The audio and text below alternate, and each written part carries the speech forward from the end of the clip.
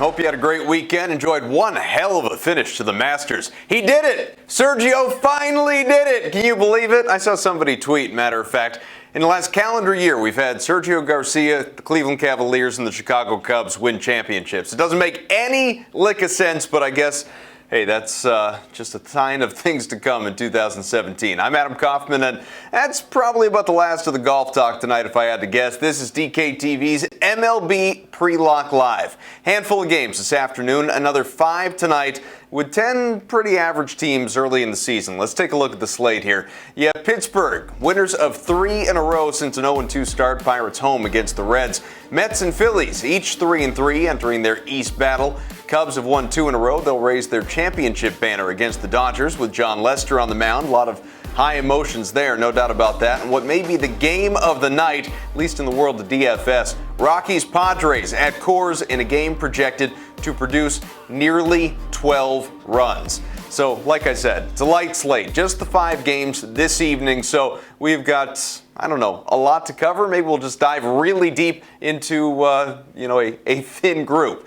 Enough from me, though. Let's welcome in our analysts, Pearce, Dietrich, and Geoff Ulrich. Boys, how we doing? I feel like the Colorado Rockies have a gun to my head. Are the Rockies a good play tonight? I don't know. Yeah, we're going to be going on and on and on about these Rockies. I guess, look, let's start there, and we'll do the stacking potential and all of that a little bit later on. But Pearce, and both of you, but Pearce, start. Overall thoughts on this slate? It's a short slate, small slate, so that makes it tough enough, and then you don't really have really elite pitching. I guess you can consider Jon Lester pretty good. I want to call him elite, not a guy that I absolutely have to roster every night, but it really comes down to this Colorado game with 2 pitchers that aren't very good. And, if you want Jon Lester, then it's going to be really hard to go into that Rockies game. So you can't have everything you want. For me, I'm going to go to the Rockies game because I think we're just going to see an explosion of runs. And I hope I do well with, a medium-priced pitcher. Yeah, 5-game slate, 2 really bad, weak pitchers playing at Coors Field. Obviously you got to consider that game. There's a ton of hitters. There's some spots otherwise hitting-wise, though, that we definitely need to talk about because, especially out in Philly, there's some lefties on the Mets that I like.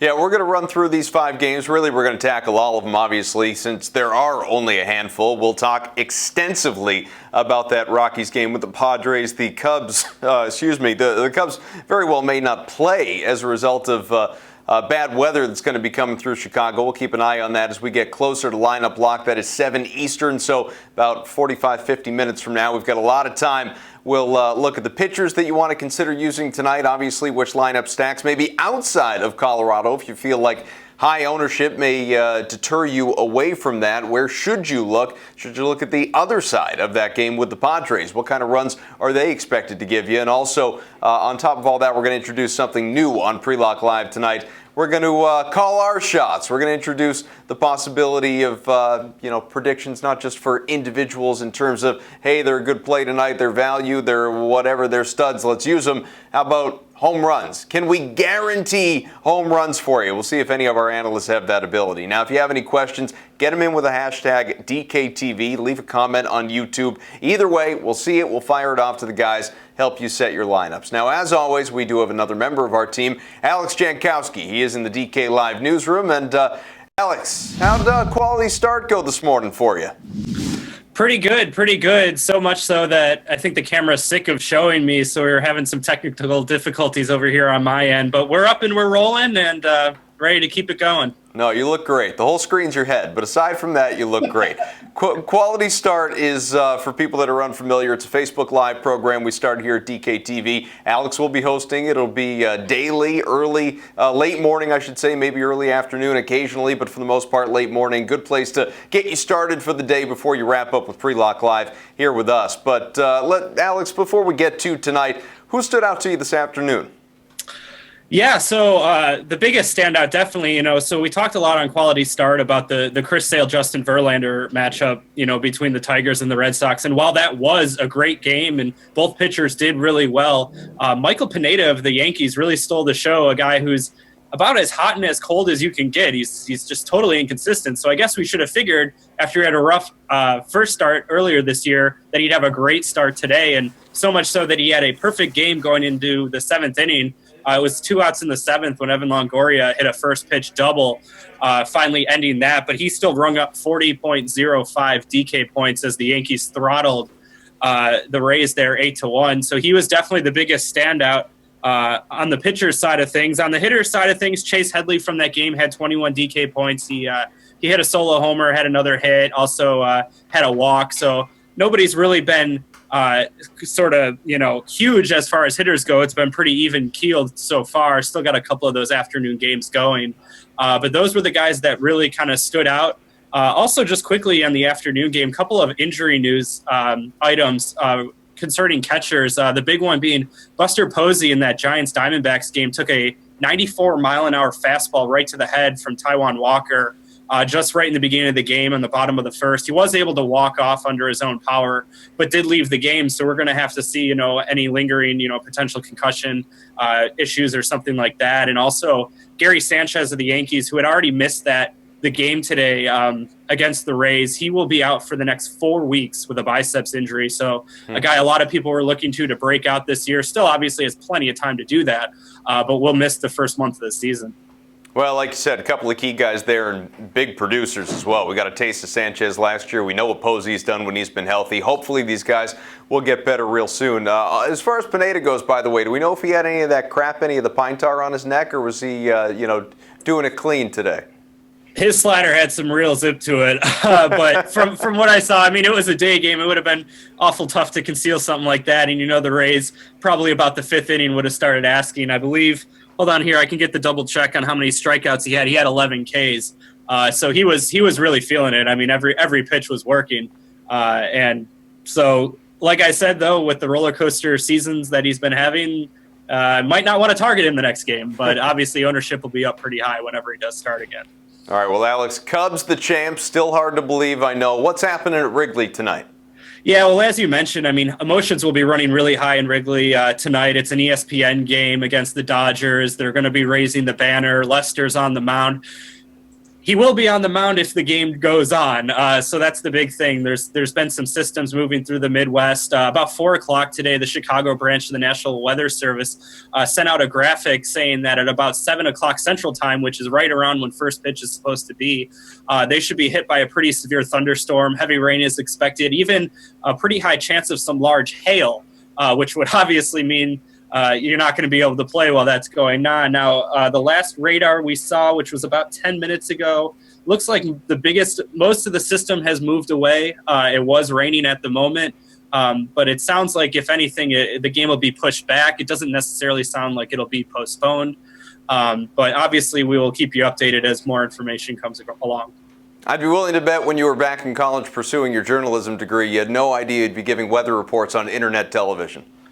Yeah, well, you just kind of go with the flow and see where it takes you.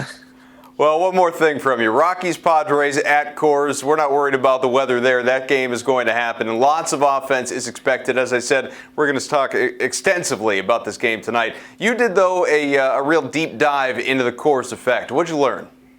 Yeah, so we're going to be filming this actually tomorrow. It's part of our breakdown series where we just take a deeper dive into many different facets of DFS. We're going to be looking at park factors specifically this week. So, the information on Coors, the word's kind of out, right? Everyone talks about you want to target teams playing at Coors Field, and obviously the numbers backed it up wholeheartedly. We'll run through a couple just really quickly here. So last year, second most homers in the major leagues were hit at Coors Field, most in the National League. 2015, fourth most in the majors, first again in the National League. 2014, the most homers in the major leagues, and of course, obviously then first in the National League. And also talking a little bit more about last year's home runs, the average distance traveled by a home run at Coors Field was 420 feet, more than 20 feet further than the league average. So, I know Pearce broke down the science of it when we were talking about a Nuggets basketball game on Basketball Pre-Lock Live a couple weeks ago. And the idea is still pretty simple. The air is thin. It's a mile high above sea level. So that's why you see kickers easily in the NFL kicking, 60-yarders. It's the same reason why you see baseball is just getting crushed at Coors Field.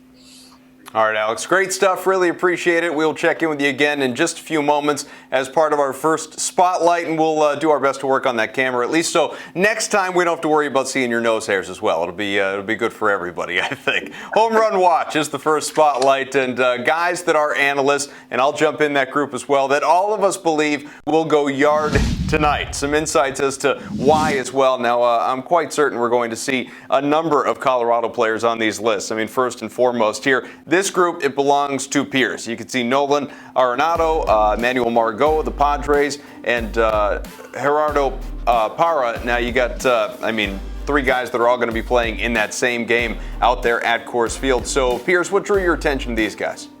They're playing in Colorado. That's it. That's all we need. Arenado's great. I mean, you can just plug him in any day. And we've got bad pitching. Cozart shouldn't even be starting. He's making a spot start here. He was in the bullpen. He should get crushed in this situation. I like Parra. Parra's not necessarily a real power hitter. He's played in Colorado for a year now. Not a lot of big-time numbers, but he has homered already this season. And it's kind of a value thing. He's the cheapest Rocky you're going to get that you feel comfortable getting a home run out of. So I'm going to take a little bit of a step, reach out a limb there with Parra. And I think Margot is going to be a big, big deal, and maybe the Red Sox are going to be really disappointed they let this guy go. He's already got 2 home runs, faced some pretty stiff pitching against San Francisco already this season, and he didn't even phase him. And today he gets Tyler Chatwood, who is horrible at home, just horrible.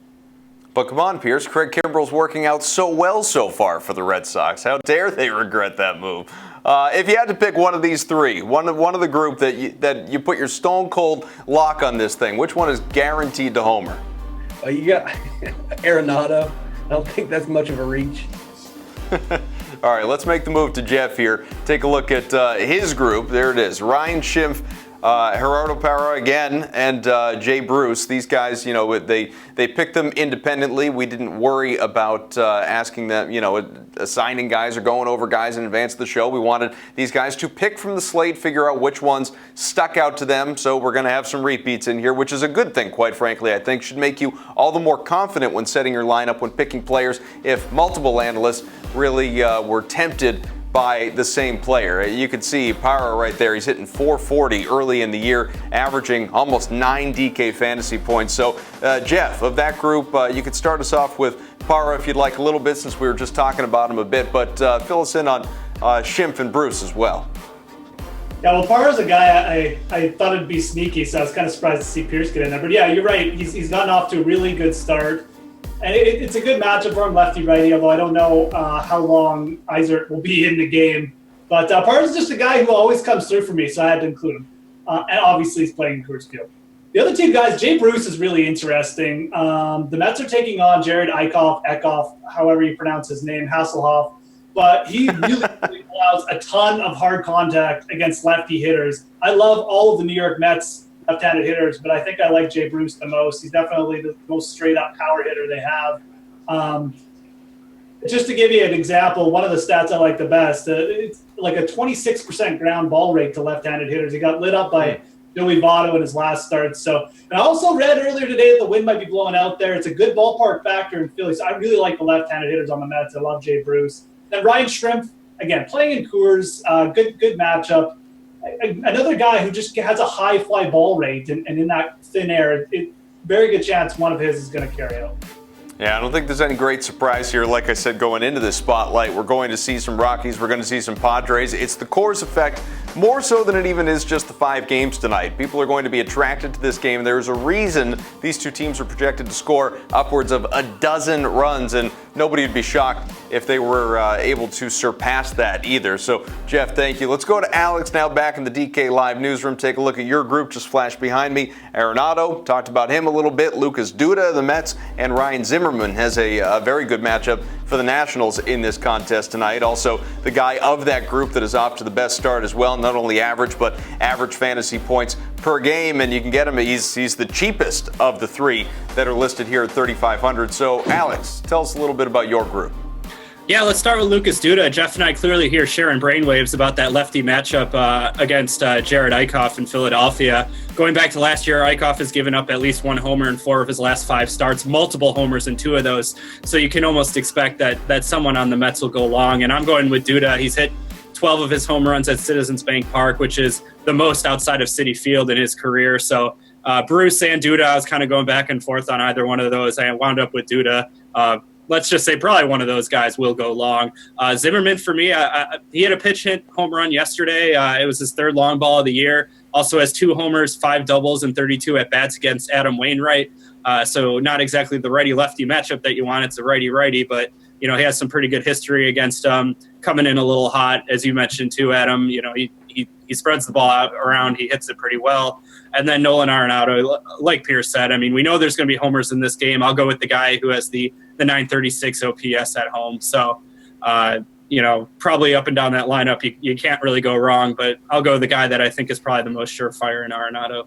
Alex, excellent. He'll be continuing to monitor things back in the DK Live newsroom, give us updates, especially on the weather concerning that Cubs game. And the only reason I'm not right now going into a little bit more detail about that Rockies game with the Padres, because we'll have plenty of time to do that in the next almost 40 minutes when we get into team stacks. Just to finish up this spotlight, though, I'll show you mine. You'll see them back here on the wall. We got Chris Bryant, Will Myers, and Carlos Gonzalez, all guys that you got to pay up to get. Bryant almost $6,000, and then Gonzalez just still a bit over $5,000. But emotions are going to be running high in the Windy City for Bryant and his teammates if they get that game in. Something to be mindful of. He has improved by the year in basically every category. Almost 40 bombs last year. Still looking for his first this season. Tonight feels like a good night to get it in against Alex Wood in his first start of the year. Myers is at Coors already. A couple of long balls, a 300 average. He is struggling, or rather, he's slugging. He's not struggling at all. He's slugging at about 570 the clip right now. Very comfortable at the plate. Gonzalez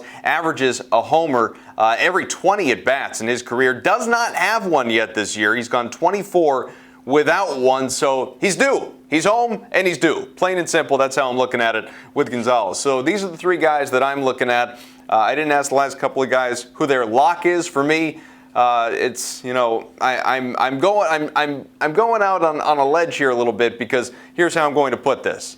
Bryant is my lock. However, I can't guarantee they're going to get the game in. So that is where things get a little fuzzy as to whether or not you want to go on that advice. But all of these guys had good things to say. All right. Remember, get your questions in if you want to ask about any of these individual players, any players across tonight's 5-game slate. 10 teams, a lot of different guys we could talk about, pitchers, hitters, whomever it may be. You could use the hashtag DKTV. Use your comments. Get the comments in on YouTube. We'll see them. We'll give them to the guys. Get your questions answered before the 7 o'clock lock on DraftKings website, of course. Let's go to our next spotlight, and that is the stacks. These are the teams, these are the guys that you want to really be looking at when thinking about how to start building your lineup. Some people might advocate starting with a pitcher and then building around that guy, that ace or that high-priced talent, that stud, whomever it may be, and looking at different players to fill out your lineup.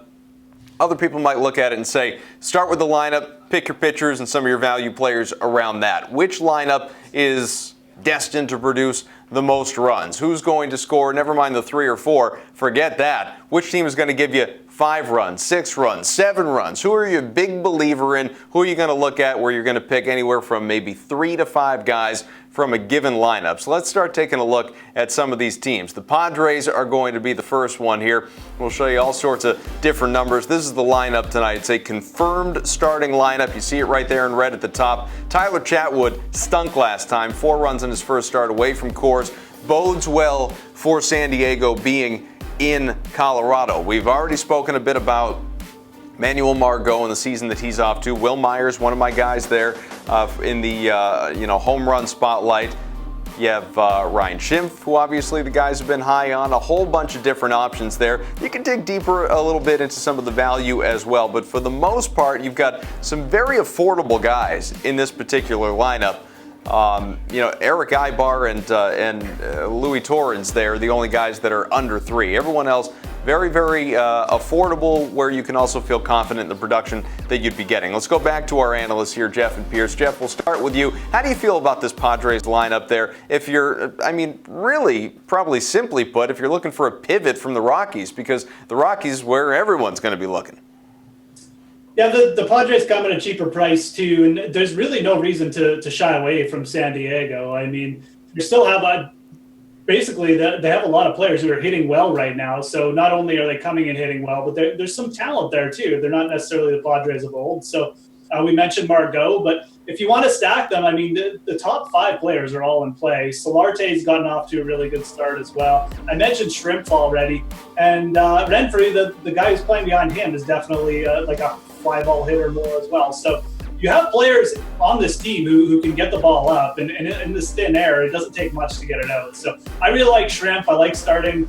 I think Solarte's got a good on-base percentage. He's been hitting well. I think going with those two, hoping Solarte can get on base and then Shrimp gets a home run. Definitely not a bad idea if you want like a mini stack, but going with a full Padres stack isn't the worst idea tonight because the Rockies will be more popular, but I think either of these teams could sort of be the highest producing stack of the night. I think if you like I can't see fading either team. We look at the pitching on both sides, and I don't see how any offense is going to get shut down. I know this isn't a basketball game or another sport where, well, if one team scores, the other team's probably going to be playing catch-up. But you just look at both pitchers, and they're awful. Chatwood is horrible at home, just horrible. And it's enough of a sample size that lets you believe that he can't pitch at Coors Field. And then Kozar just has never been good. And luck have it, we could look at last year. He did pitch one game at Colorado. He went 3 1/3 innings, gave up 5 earned runs, walked 5 batters. And when you walk 5 guys at Colorado, that tells me you're afraid of pitching to contact. You're afraid of going after these guys. He's making a spot start. It looks bad for both guys. I love the Padres lineup. The only guys I probably would stay away from on the Padres are Janikowski, just because he doesn't have a lot of pop in his bat. And so the Coors Field Effect doesn't really help him as much. I mean, a single's a single. He'll score some runs, but at that price, not loving. I think Schimpf is amazing. His ISO, I think, against right-handed pitchers is huge. I want to say it's like over 300. He had crushed the ball. Ibar's there just because he's cheap. I hate it because he's the same thing as Janikowski here, but just the way my salary is breaking down and trying to get as many guys into my lineup as possible, Ibar is sliding into my lineup, unfortunately. I don't like it, but he's going to get on base, and hopefully someone drives him in. Hey, quickly, go ahead, Geoff. Oh, sorry. The last thing I was going to say is just when you're looking at Colorado guys tonight, don't worry too much about the matchup because I don't see Izard going, like Pearce said, more than 4 innings. So they'll probably get into the bullpen soon there.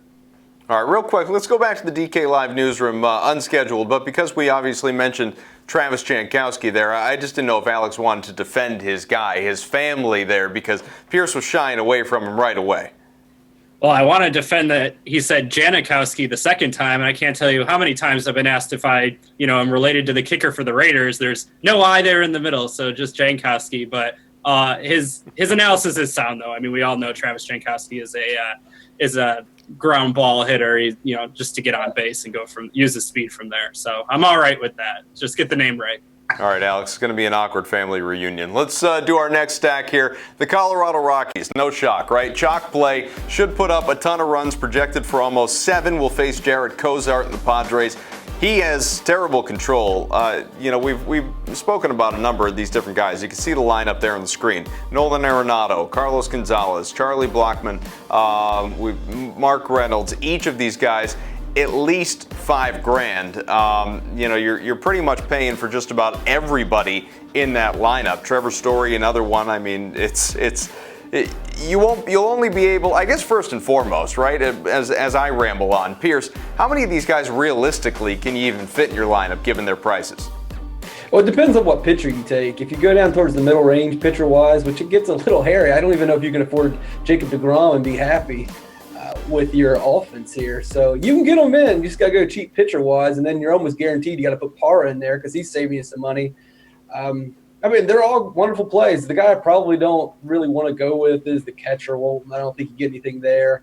And DJ LeMahieu, the same thing with Jankowski. These guys are single hitters. They don't really benefit that much. He's really expensive. A lot of times in the past, you get LeMahieu for a lot lower of a price, $4,800. He's $100 cheaper than Trevor Story, a guy who just kills the ball at home. Yeah, I was kind of disappointed when I saw LeMahieu too because he does have a little bit of pop. So when you get him at a cheap price at Coors, sometimes it's a good play. But tonight at $4,800, and I think that's the strategy. I think sort of him and Charlie Blackmon too. I would probably wouldn't roster those two guys. I would just look, like you said, Adam, you can't roster all the Colorado players tonight. So I would look for the two power bats I like the most, fit those players in, and look for better value at the rest of my spots. I think that's probably the way to go. You could go with the whole stack too and just go with cheap pitching, but then you're taking a pretty big chance because we do have a couple quality pitchers who'd be fading. So I think the right play is look for the couple power bats that you can fit in and go from there. So, Geoff, I ask you this question occasionally, just in the sort of big picture general sense when it comes to stacking. You want 3 guys, you want 5 guys. How much of a lineup are you really trying to cram in? But specific to tonight, this game, this team, what's projected, the prices, all of it. How many Rockies do you think you would want to put in there? You would really effort to put in there, and which ones really stand out to you? Well, I mean, you'd want to get as many as possible, but you still want to feel like an optimal lineup, right? So really what we're targeting when we're targeting stats, targeting home runs. Like we want all the runs. And yeah, maybe you won't get those leadoff points or the high percentage on base, but if you get, if Nolan Arenado hits like 2 home runs tonight, which is very possible, or you get Nolan Arenado and Gerardo Parra both hitting home runs, and you get those 2 players, those are the 2 important players of the stack. So that's what you should be focusing on. I think I would try. I wouldn't pay up for LeMahieu. I probably wouldn't pay up for Blackmon. But the rest of the power hitters, that's probably where I'd spend my money. Well, it also depends on how many Padres you have. If you want 3 or 4 Padres, then you're not going to be able to get but 3, maybe 4 Rockies. If you go light on the Padres, then you can go heavier on the Rockies. But I think you get a little bit better value from the Padres. And all things being equal, I like the Padres just as much in the situation.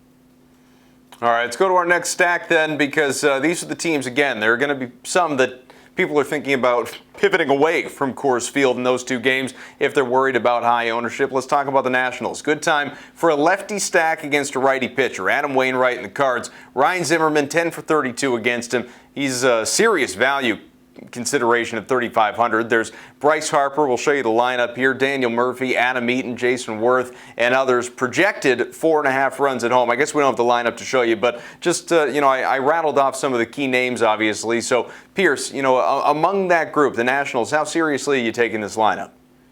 The Nationals are playing well to start the season now, but, that Rockies game is just way too tempting to me. And I don't think Adam Wainwright is as awful as a pitcher as he's getting, put out to be. I think he had a 350 BABIP last year, so had a lot of bad luck. A lot of balls just found the ground and not people's gloves. And he didn't look bad in his first start. Just a couple of mistakes by the fielders cost him, that game right there. So when you got the Rockies and Padres out there, it looked like they could easily score 8 runs, 9 runs apiece. I don't really need to spend on the Nationals. I know they're all in a good spot, and you're going to be contrarian. I'm just not interested in them. Yeah, it's tough. I want to like the Nationals tonight. I mean, Harper, Daniel Murphy, the left-handed bats are in a good spot. But like Pearce said, Adam Wainwright isn't that bad a pitcher. He's not really a guy who gives up a ton of home runs either. And I mean, he had kind of a down season last year. He's coming off a major injury. He looks like he's going to be better. And I mean, even if he doesn't get back like ace standards, it's still not that great a matchup for Washington. So yeah, the lefty hitters are good there, but you got to pay up for Harper, Murphy. Zimmerman's got the good BVP stats. It's an interesting contrarian spot, but I think when it comes down to it, I'd just rather pay up for the Padres or the Rockies too. In the Nationals, defense, I will say that the Cardinals have the worst bullpen so far to start out the season. So it's a little bit of an advantage there for the Nationals. But I really think, like Geoff said, Wainwright's not an ace, but if you look at him across the slate and compare him to the pitchers, he's one of the better guys on the board. And I think we'll talk about him in the bargain bin later that, if you want to stack Rockies and Padres, you're going to have to give this guy a little bit of a consideration against the Nationals.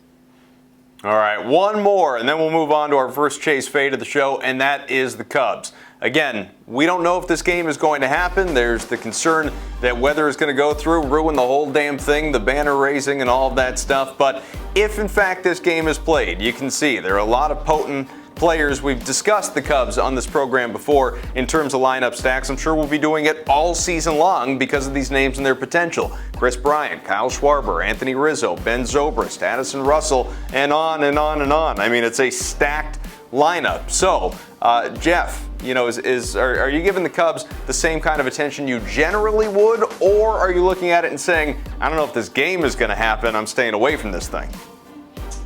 It's kind of a combination of both. I don't really love this spot necessarily. Alex Wood is kind of like in that Adam Wainwright territory. He's not that bad a pitcher. He's got a high ground ball rate. He's good at limiting hard contact. Yeah, he's not dominant or anything like that. But, again, with the weather coming in and me kind of liking the left-handed spot for the Mets and obviously the Rockies, I'm okay not paying up for like Kris Bryant tonight. I know him and maybe Addison Russell and a couple other righties on the Cubs are in good spots, but I don't know. I just not feeling this game that much, especially with the weather coming in. I just don't feel like I need to pay up for a top hitter from that game to take a chance. So it's kind of a combination of me not loving the spot. I think Alex Wood can kind of limit the damage here, and also the weather. So I'm not really on the stack that much, to be honest.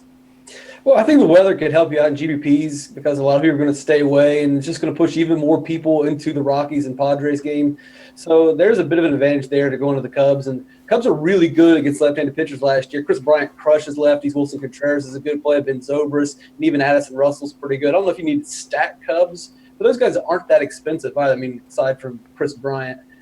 Another thing about Alex Wood, go figure this one, but he's awful on the road. He pitched just terrible, I believe, if I looked at stats. So, I think you can take him, take the Cubs, a little bit contrarian, but the weather is freaking me out a little bit. If you have any questions, don't hesitate. DKTV is the hashtag on Twitter. You can leave your comment on YouTube as well. We are monitoring that chat, so if you have any thoughts, we'll get them to our guys. I know there are only 5 games to talk about, but that only makes things a little trickier for you, quite frankly, because obviously ownership could and may very well be so high going around the game. You can take a look here as we've got about 20 minutes or so until the lock. Projected runs for these 5 games. They're all National League games, no American League, no Interleague. Highest clearly, Padres, Rockies. We've been going on and on about that. That starts just about 2 hours from now to the minute. Almost 12 runs projected in that game. Dodgers, Cubs right behind at 9, couple at 8.5. Mets and Phillies at 7.5. There's a reason we've not spoken extensively about that game. But let's go to our first chase fade. We're going to have a few of these things throughout the show. And our first one is we'll bring Geoff and Pearce up on the screen here, and they know how this works. Hopefully you do as well. They'll each get 15 seconds to make their argument off of a statement that I provide them. We'll see basically who I think is the smartest. It's kind of that simple. Well, like I said, Rockies, Padres. This has been the game du jour here tonight. Geoff, you can start us off. First one is your exposure, chase or fade, needs to be on Rockies, Padres in order to win tonight. What do you say?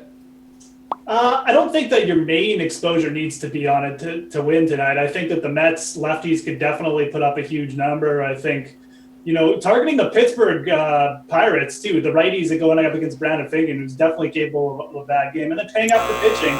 So I don't think your main exposure needs to be to win a GPP tonight. No, I'll fade it. Pearce.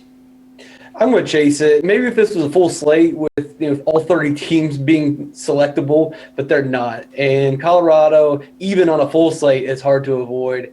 I think you're going to see a lot of runs. 2 really, really bad pitchers. I mean, Todd Shot was a good pitcher, but he's horrible at home. And Kozar's not even supposed to be pitching. He's just making spots. So bad pitchers, great part.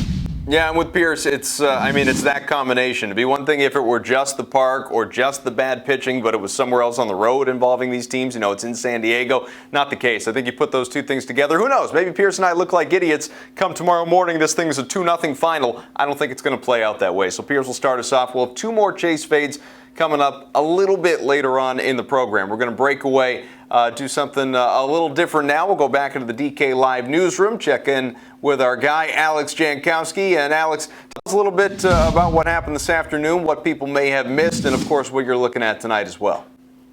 Yeah, sure. So let's recap a little bit of the afternoon games. The biggest story, at least on the field in terms of production, was Michael Pineda, who took a perfect game into the 7th inning there against the Rays, ended up giving a double, still struck out 11, scored over 40 DK points. So, a guy that probably wasn't on a lot of people's radar in that afternoon slate, given how poorly he performed at the beginning of the season, but he definitely bounced back there.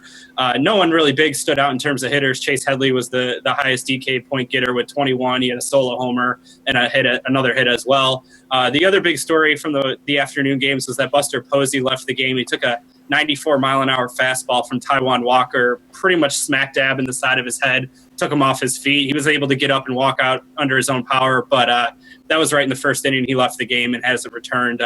No real update yet in terms of his status. Also, Yankees catcher Gary Sanchez, it was announced that he'll miss 4 weeks with that right bicep injury. The other big story, obviously, that we've been talking a lot about is the weather. in Chicago. It looks like, just from some tweets from people at the game, that the rain's a little bit on and off, but they are the fans are filing in that it is expected that, the game will be played tonight.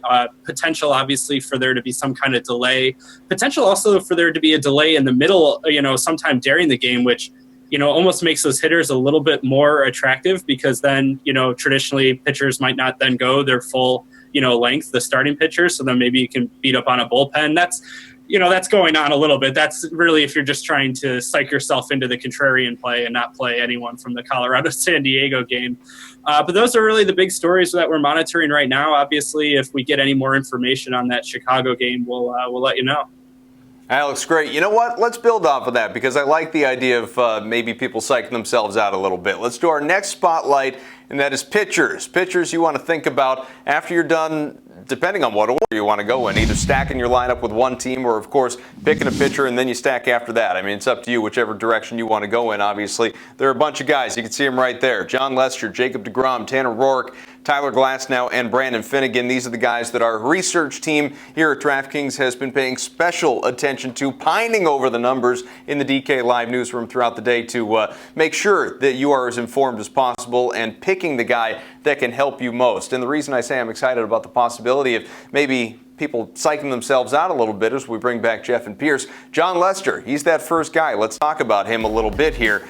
11,300 for the Cubs, only opening day starter on the hill tonight. He would seem like a no-brainer in that sense. Normally, he'll go against that Dodgers team who have a solid lineup, sometimes do struggle against left-handers. Gave up 1 run, lasted 5 innings against the Cards his first start. Now he's on an extra day's rest. Sometimes that's good for a guy, sometimes it's not. 2-2 in ERA of about a flat 3 against the Dodgers in 5 career games. But Geoff, let's go back to what Alex was just saying before regarding Jon Lester, and that is the possibility of psyching yourself out. If they start this game, then the rain comes through later, would you pick up Jon Lester, or are you just kind of abandoning ship on him? I kind of like deGrom better anyways tonight, so I'm going to put my peaches in that basket, but I don't necessarily think Lester, especially for GPPs, I don't think you should shy away from him. The weather's only going to make his ownership lower than it should be, and it really shouldn't be low tonight because he's probably clearly in the best spot. I mean, the Dodgers aren't really good against hitting lefties. Lester has trouble holding runners on, but the Dodgers aren't really a team that steals a ton of bases. So I think it's a good spot for Jon Lester. The weather could definitely play a factor. If they have to delay, could cut him down to like 5 or 6 innings, which would really suck. But I think the upside for GPPs is just too much. And like I said, the ownership is probably going to be cut down now, so you're going to get a little boost there. Cash games, it's like a 50-50 lineup. I don't know, because it's just not a deep slate. I definitely like deGrom better, I think, personally. I mean, I know the Phillies have started out hot, but it's still the Phillies. There's not like a ton after their first 3 or 4 hitters to worry about. So I think deGrom is an option that I like better, but I don't think you should just write Lester off because of the weather concerns. From a game theory perspective, I mean, the bad weather is going to knock down ownership. And then the fact that if you play Lester, you can't play very many Rockies. So that's going to knock down his ownership. Again, let's clear this one up too. Against lefties, the Dodgers are horrible. It's not that sometimes they're bad. They are bad. If you look at their starting lineup, you've got Jock Peterson's batting 8th. There's a reason why he's so far down. He can't hit lefties. Adrian Gonzalez struggles against lefties. Corey Seager, not very good against lefties. Now, one thing, though, that could go overlooked is that the Dodgers added some different bats that actually can hit lefties. Gutierrez is in the lineup, so that boosts him a little bit. And then Forsythe as well also may be decent. Again, I mean, those guys are okay against lefties, but this is a pretty good lefty in Jon Lester. But for me, I've got to make the decision, is it going to be Rockies or Lester? And if you got the bad weather, then I'm just going to definitely go towards the Rockies. I think everyone else is going to go that way. Even with deGrom, he's still kind of expensive. It's not easy to get him in, but the Phillies have been striking out a lot this season. They struck out a lot last year. He's in a really good spot. I like Eichhoff. Good curveball. I know the guys like the Mets tonight because of the lefties tend to put the ball in the air against Eichhoff, but he's got a really good curveball. He's got a lot of upside. He can strike out 9 to 10 batters, and the Mets are really cold offensively. They could get hot tonight, but they haven't gotten hot yet. So I think Eichhoff could get that curveball working. He made one bad pitch against Joey Votto and gave up 2 runs against the Reds, and the Reds have been hitting. So he gave up 2 runs to a team that has been hitting. He should be in control tonight against the Mets. Yeah, all we know is it is not Hasselhoff. Let's show you that graphic again with the other four guys here, just tell you a little bit more about them. Jacob deGrom for the Mets, 9,300, first start, 6 innings, 2 hits, a walk, 11 Ks against the Braves. Tonight, as the guys talked about, going against the Phillies, who have scored, well, they had 17 runs on Saturday. He was 2-0, gave up 1 run in 15 innings to the Phils last year. They hit 122 against him, so he is definitely in a good spot, and you can see them there at, about 2,000 less than John Lester. As far as Tanner Roark for the Nationals, 8,200, so about $1,000 behind deGrom. Cardinals offense has struggled out of the gate. Only the Braves have scored fewer runs so far. They're hitting 208 as a team. He had 21 DK points his first start, 6 innings, 2 runs against the Marlins. Tyler Glasnow with the Pirates, 7,500, 6.23 ERA in 17 in the third innings, 28 strikeouts in the spring, gave up 2 runs, 7 innings, 8 Ks against the Reds, last September. Brandon Finnegan for the Reds, 7,300, 37 fantasy points. That's 37 fantasy points against Philly, his first outing. 7 shutout innings, a hit, a walk, 9 Ks. Now gets a struggling Pirates offense with the third fewest runs in baseball and a team hitting 133 against lefties. So, Pearce, you could start us off here. Obviously, we were talking about Lester. We were talking about deGrom. Among these other guys, Glasnow, Roark, and Finnegan, who stands out to you? Anyone? Well, I don't really like Roark. I just don't see the upside. I know that the Cardinals have struggled to start the season out, but that team's too talented to just stay cold. And this might be the night where they don't really blow Roark up, but they put up a couple runs on him. Glasnow is just way too risky. Amazing in the minor leagues, but when he came up last year, he just didn't really do anything. He walks way too many batters. He has huge strikeout potential, but he also walks way too many batters. I don't trust him. Finnegan, though, he's improved. Last year, he added a changeup to his repertoire, and he started pitching better, and we've seen him start the season out. Looks pretty strong, and the Pirates not really hitting the ball well at all right now. I think Finnegan's going to be very popular, especially if you're looking at that Rockies game. Yeah, this is the game you're going to have to get right for pitching. And Finnegan is going to be really popular just because of the recency bias. And everyone thinks the Pirates are horrible. I actually think the opposite's going to happen. Finnegan's very capable of throwing up a bad game. When he pitches bad, he gets hit hard. So there's a ton of right-handed power in the Pittsburgh lineup. I'm personally I'm going to go with Glasgow over these two. And Pearce hit on it. He's got an over 30% strikeout rate from the minor leagues in AAA last year. I think there's big GPP potential if you roster Glasnow tonight, and I'd much rather take some of the right-handed bats and take my chances against Finnegan because his ownership's just going to be too big. It's for a guy who's been inconsistent. I know he's talented. I'm not saying he's not got potential to put up another good start, but the ownership's just going to be too much. So I'd rather go to some Pittsburgh bats personally. Well, I'm obviously spelling it out here as we go through these lineups, these pitchers, because there are so few to really discuss and choose from. But those couple of guys we were just on at 7,300, are you leaning toward, Pearce, one of those two guys so you can roster as many Rockies as possible? Or, are you willing to pay up just a little bit for pitching, maybe not to the Lester level, but a little bit more, and it'll perhaps cost you a Rocky? Well, let's just look at it. Let's just look at all the pitchers here. We've got to throw out the Colorado and San Diego games. So that gives us 8 pitchers. We look at Alex Wood, and we're pretty much going to throw him out. We're not going to play him against the Cubs. So now we're down to, 7 pitchers. Lester, probably too expensive. deGrom, it's going to be tough to afford him. There's just no one left. You've got Wainwright or Roark. Neither are sexy. And then you've got Finnegan and Glasnow, and those are the two guys that have the huge potential in GPPs to strike out a lot of batters. And I mean, it's just, I'm going to die supporting the Reds here. I think that they're hitting well, they're confident. I think they're going to get the Glasnow. I don't know. I mean, Pittsburgh's pretty big favorites. Got to look at the lines too, and I kind of like Tanner Roark for this reason. Pearce just went over it. It's not a sexy pitching slate, so I mean, yeah, Tanner Roark isn't a sexy pitcher, but that's not really what we have available. We don't have a lot of those available tonight. So, I mean, Tanner Roark's in a good spot to pick up a W. I definitely don't mind him that much. I know he's not a high strikeout guy, but you got to consider him on a small slate. All right, get your questions in with the hashtag DKTV. You can also use the comment section on YouTube. I understand we have one. Let's get it up here, see what we have for our analysts, and get their insights here. From Ace Boogie, what stats do you look for when picking stacks? Geoff. What stats do I look for? It kind of depends on the night. I mean, I like to target pitchers who are just awful against one side of the play, and I think a great thing to target tonight is a guy like Jarek Eckhoff, who just allows a lot of hard contact, a lot of fly balls to left-handed pitchers. So I look for those split stats. Yeah, I'm looking at pitchers, obviously, who just aren't good. You can look at their FIP. You can look at – I mean, you just have a good idea in your mind. A lot of times it's just the regular information you get without even looking at the numbers to find out if this pitcher is very good or not. As far as hitters, I've been looking a lot at WOBA. And I want guys that are going to get on base and guys that are going to get on base in front of the guys that I have hitting.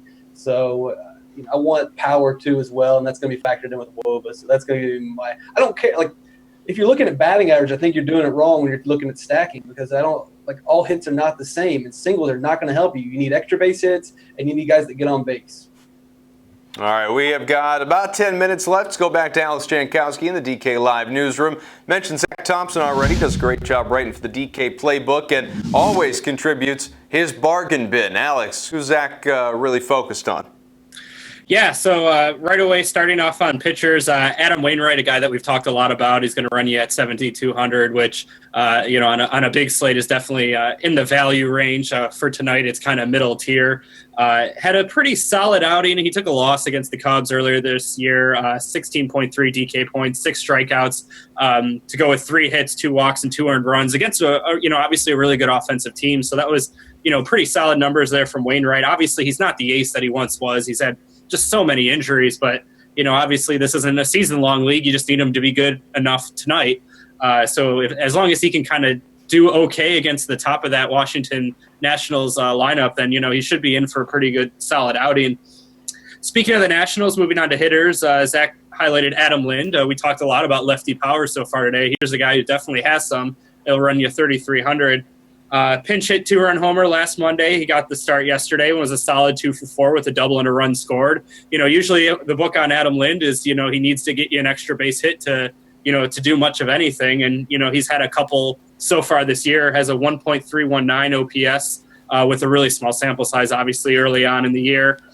Going on there, kind of the opposite is Cesar Hernandez of the Phillies, a guy who really just kind of hits going up against the Mets and Jacob deGrom at 3,200. Let's see. Obviously, the Phillies offense, they scored 21 runs over their last 2 games. Not something you could expect them to duplicate tonight, but Cesar Hernandez, multiple hits in each of those games with 23 DK points and 12 DK points respectively in those 2. And then last but not least, Scott Schebler. When we're talking a little bit about what you look for in stacks, definitely platoon guys is something you want to look at, because those are guys who specialize in hitting the hand of that pitcher who's going up against them. And here's a great example. He's platooning with Patrick Kivlahan in right field for the Reds. Now he's the left-handed hitter, so most of the time he'll face the righties against Tyler Glasnow, who's pretty much unproven. So, he's a guy in his history, Schebler, that can go, multi-homer games before. He's definitely done it before. Had a double yesterday. So he's definitely got to look at it. I can't read the rest of the stats there. So those are the guys in the bargain bin that Zach Thompson highlighted, and he was looking at today. All right, Alex. Before I let you go, Adam Lind. You want a great story on Adam Lind? I mean, Sure. What the hell, right? We've got time.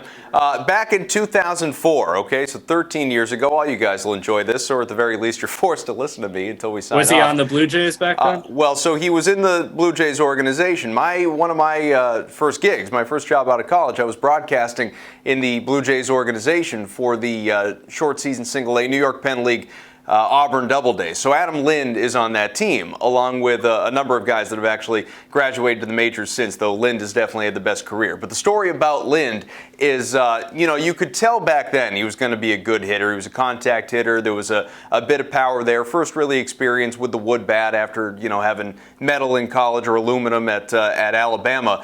But he was streaky as all hell back then, and for whatever reason, he was just hot on the road, couldn't hit at home. And we all know how superstitious baseball players are, athletes in general, but it feels like baseball players in general. So Adam Lind, we'd go to these visiting ballparks, and I'm calling the games, and they'd introduce these players, and no walk-up music, obviously, because you're the visitor. You don't have that privilege.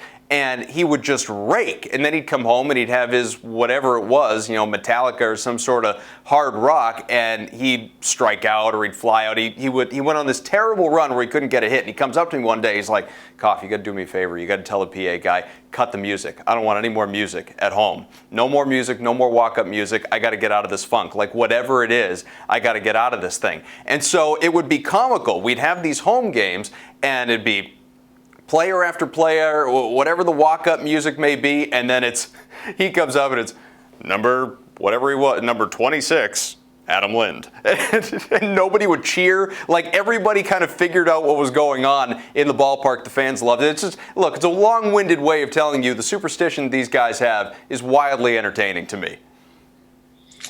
That sound you hear is everyone rushing now to get Adam Lind into their lineup. So, you definitely, you convinced a lot of people, I'm sure, Adam. So thank you for that. Who knows, right? All right, let's do our next Chase Fade. We've got a few more minutes in the show. We'll get these guys back, Geoff and Pearce. And, I'm sure, I don't know, should I give him the opportunity to have something snarky after my Adam Lind story before we put him right to work? Adam Lind isn't starting tonight. I just want to throw that out there. Yeah, you probably shouldn't rush to put him in your lineup. We do all that just for that story. I have a suspicion that was all just a giant setup for your Adam Lind story. I don't write the bargain bin. I don't do that. That's Zach Thompson's thing. All right, Chase Fade. Pearce on top of this thing, 1-0. Geoff, you can go first with this. Who went first last time? Pearce go first or Geoff? Pearce went first. All right, so Geoff, you can go first with this one. Try and even this thing up so that it's actually an interesting best of three. Jon Lester is worth his salary against the Dodgers, $11,300. Yeah, I am going to chase it. We've referenced the fact that the Dodgers aren't a good hitting team against lefties a couple times already, and I'm just going to go there again. And also, I mean, you look on the slate, there's not many other pitchers you can trust them. I mean, DeGroome's out there, but Lester is the guy you can trust. His velocity's come down a little bit. Some people are scared of that, but he doesn't really need the high velocity to get you a good game. So I'm chasing Jon Lester. Pearce. I'm going to fade Lester. He's in a good spot, and he should be able to get, near 20 fantasy points.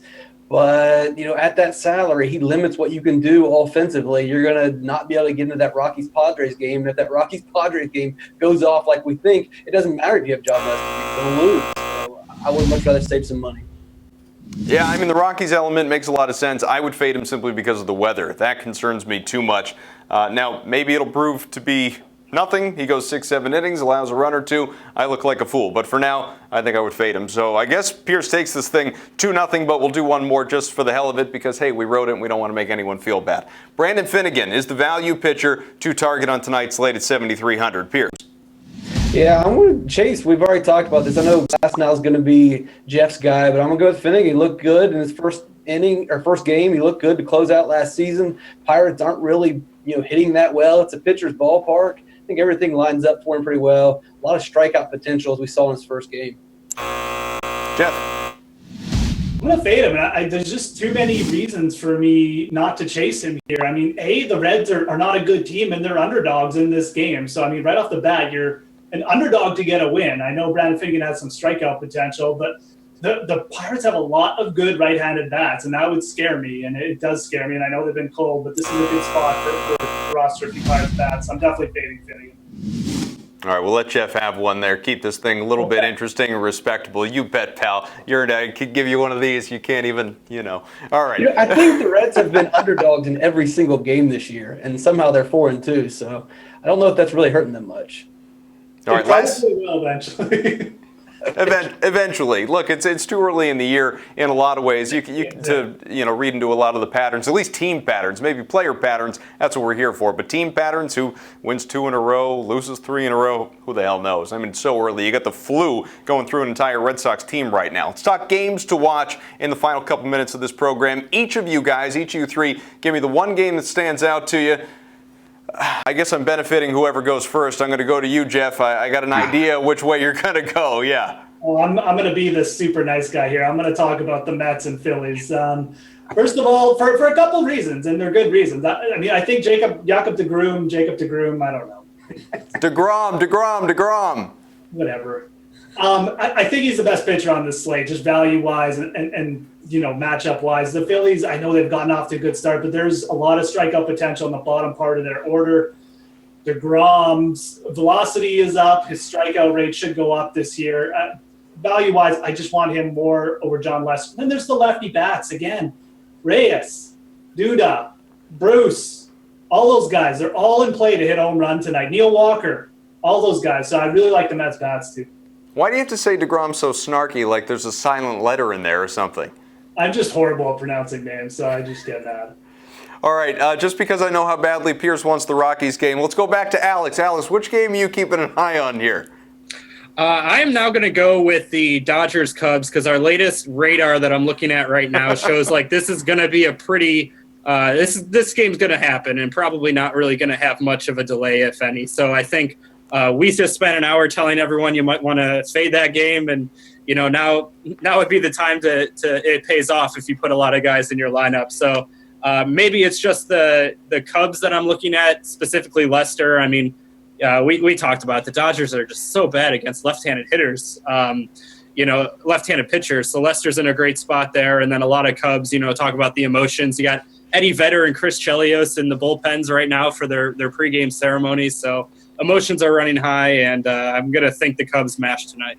When we have more time, I could give you some great Chris Chelios stories from other minor league endeavors. Oh, look at the time. We got to go. Yeah, shucks. All right, Pearce, I know we couldn't see your fist pump before, but go ahead. Talk about the game you want. Look, Padres Rockies, and Alex makes a point that, hey, you can go back into that Cubs-Dodgers game. Well, it's probably too late for most people to shift over there. They've already changed their lineup. So one thing I would consider with Padres and Rockies, because everyone's on this game, maybe get a little cute, take some of the guys in the bottom of the order that you didn't really like before just to separate from everyone. Excellent. Good feedback from these guys. Obviously, a lot of great insight, analysis, as always. And, fellas, best of luck. It's not easy when you're trying to craft out a 5-game slate, obviously, and put your lineups together. You can't get a ton of variation necessarily. A lot of ownership is going to be consistent from team to team to team, but shouldn't shy away from it either because all these guys, all three of them, Pearce, Geoff, and Alex, gave you a lot of good reasons to target certain players and maybe stay away from certain ones as well. But that's all for us tonight here with MLB's Pre-Lock Live. For all the latest baseball news and notes to help you set those lineups each and every day, keep it locked into DKTV. Remember to watch Pre-Lock Live. That is 3 times a week, Mondays, Wednesdays, and Friday nights. Till then, talk to you in a couple days.